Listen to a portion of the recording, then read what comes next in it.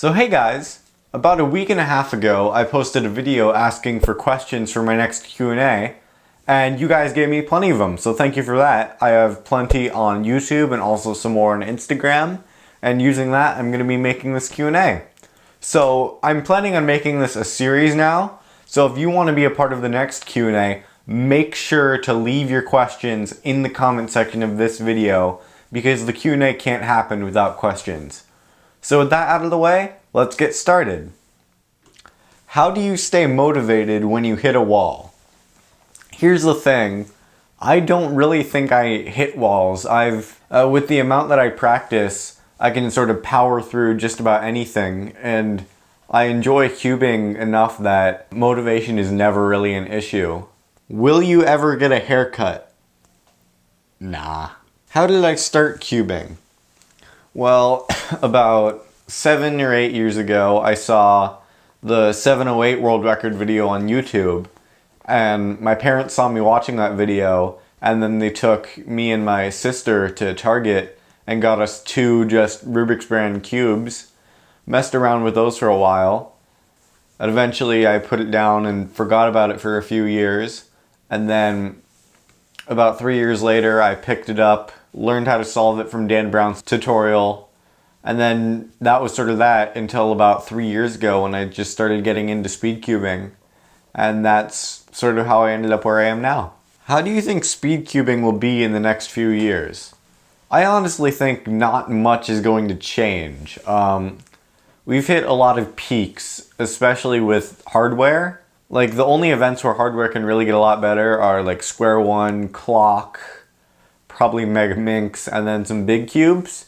But other than that, we're approaching sort of peaks for that. We're approaching peaks in a lot of events for how fast you can get. And honestly, I think we're just going to add more WCA events. People are going to get more faster and faster, and there are going to be more competitions in more interesting places. Will you be going to Gateway Ravioli 2018? No, I will not, and for a few reasons. First of all, that's on April 22nd. I have the Dixon competition on April 21st. Second, April 21st is my birthday. I don't want to be 2 competitions on the weekend of my birthday. I want to spend some time at home with friends and family and stuff.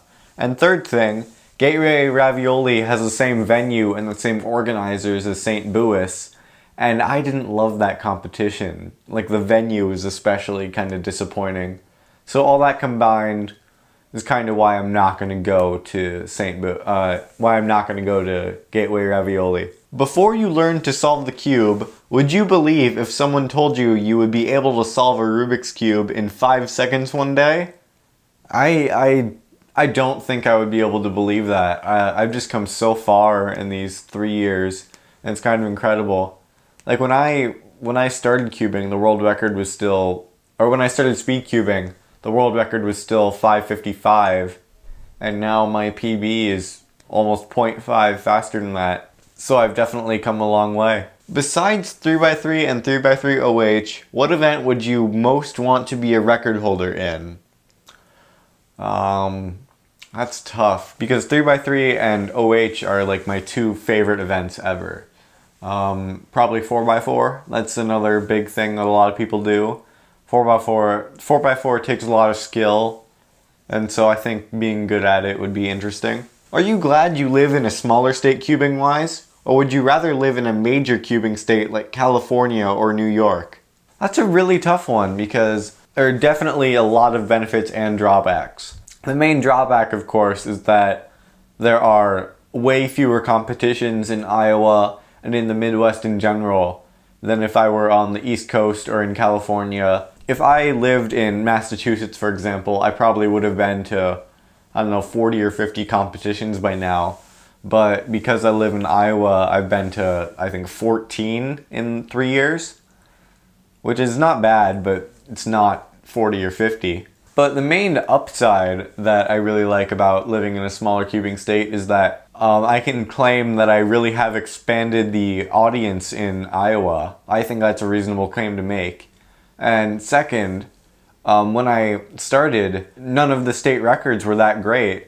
And so all of that seemed in reach and sort of motivated me to get faster. When I first started cubing, the Iowa state record for 3x3 average was 11:23, and for 2x2 average it was 4 flat. And by the end of 2015, I had the 2x2 average state record, and by June 2016, I had the 3x3 average state record.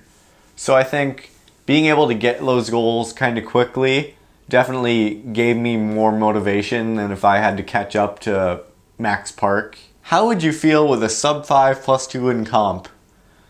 That would devastate me, but that would still be a 6, and that would still be official PB for me right now, so not really anything bad with that. Where in your solve do you think you need to improve most? Definitely F2L still. Like, my F2L is good, it's not good enough.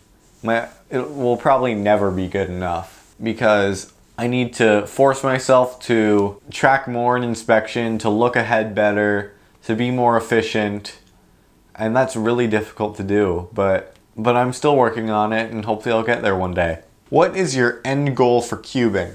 My end goal for cubing is, of course, to be the best. I think that's the only goal.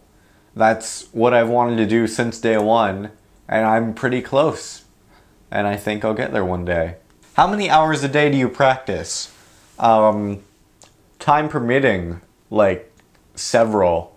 Usually I try to get at least an hour or 2 in, but like on weekends it's often 3, 4, more than that, just because I enjoy it so much. Like, practice shouldn't feel like work. It's just pure enjoyment for me. It's what I really enjoy doing. What's the story behind my profile pic? So, when I first got my first real big cube was the Shangqiao 7x7, which I still have somewhere up there on my shelf. And right around that time, I think it was February 2015, Red KB released his heart pattern tutorial, and I basically learned how to adapt it, and then adapted it to make a smiley face. And I just liked how the blue on yellow looked so much that when I started my channel in April 2015, that's what I chose as my logo. And at first it was actually just a picture of that 7x7. But about a year later, in April 2016, I decided, you know what, let's make this more professional. And I just made a version of that in my photo editor. And I've used it ever since, and I don't think I'll ever switch it. Do you think you will ever get a world record? Yeah, I think so. If I never quit, then it's bound to happen eventually. What's the coolest thing you've seen at a comp? Oh boy, that's a tough one. Oh yeah, at my first competition ever, there was a guy who had 100 guanlongs. I'm not kidding. Like, just 100, and he kept them in a box. And he was so nice, he just let everyone try them and stuff, and then we did a huge, gigantic tower solve. It was about 7 or 8 people, one of them was me, and it for 100 guanlongs and then all of our mains. And it took us like 6 minutes or something, and that was a lot of fun. That was one of the first big, like in every old competition video, there is a tower solve. And so being able to participate in that, like at my first competition, made me really feel like I fit in with everybody else. Okay, that's all of the questions from YouTube. Now let's check the ones on Instagram. Speedcubing seems to be spreading around the country. What do you think could be done to encourage even more beginners to join the sport? Ooh, that's a good question. I really think that in order to encourage beginners, we need definitely more competitions in more places, and we need like motivation to stay for the entire day instead of like having all the round ones just at the beginning and then the beginners leave after lunch. Like, that's not like the full day enjoyment that you want people to get out of cubing. So if that's what you want, you need to sprinkle in like side events and interesting things and things to keep people interested in the competitions in order to get people to go to more competitions, because that's really what gets people into the community. Who was your inspiration to be a YouTuber? I don't think I have like one single inspiration, but like just in like my first month of cubing, seeing how many people were posting on YouTube, I think just seeing that really motivated me to try it as well, and I'm really glad I did. Do you recommend learning and using ZZ for OH? No. ZZ is better for OH than it is for two-handed, but still, like, Ru maybe, but CFOP is really good for just about anything. The best person in the world who uses ZZ averages like 13 on one-handed, maybe 12, but like there are so many people that use Ru or CFOP for one-handed that are really fast, and so that's what I think you should do. Do you do any non-cubic WCA events? I do Pyraminx, even though I don't like it, and I used to like practice Megaminx, but I don't anymore, and that's about it. Did you learn a certain alg set or practice certain things to push the sub 10 barrier? I think it was not like one thing, but it was sort of a test to refine everything that I could already do. Like, in the process of becoming sub 10, my OLL recognition got faster, my PLL execution got faster, I got better at look ahead, I learned how to track pairs during inspection, and all that came together to make me sub 10. What cube do you treasure the most? Oh, that's tough, because like my main 3x3 is great, but I also have like some rare 3x3s, like I have a mint Valk 3 and a transparent Oolong, and those are nice. I really don't know. I like all my cubes, or almost all of them. Okay, what is your next comp? My next comp is Cube Iowa 2018 on April 14th. If you're going to be there, make sure to come up and say hi. If you want to take a photo with me or ask me questions or whatever, feel free to do that. I love meeting up with you guys. It's still an honor for me. Have you taught anybody how to cube before?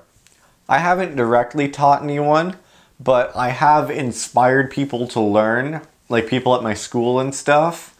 And then I taught them, like, I gave them advice and stuff, but I didn't directly teach anyone how to solve 3x3. Feet or nah? Nah. Do you think we will ever be able to choose custom shades for stickerless cubes?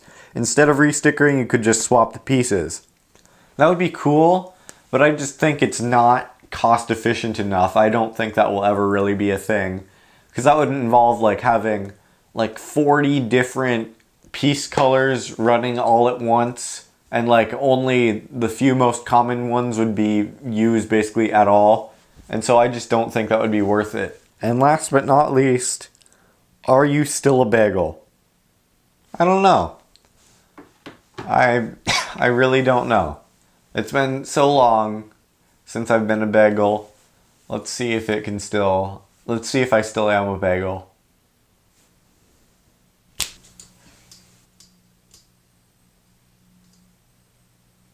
So thank you for all of those questions, and thank you so much for watching this video. If you want to be a part of the next Q&A, leave your questions down in the comment section. And if you like this video, you can subscribe, check out my Twitch, Twitter, and Instagram, which all have links in the description. And you can bookmark the SpeedCubeShop link in the description to help me earn commission and make more awesome stuff like this. I'll see you guys next time, and I hope you have a fantastic day.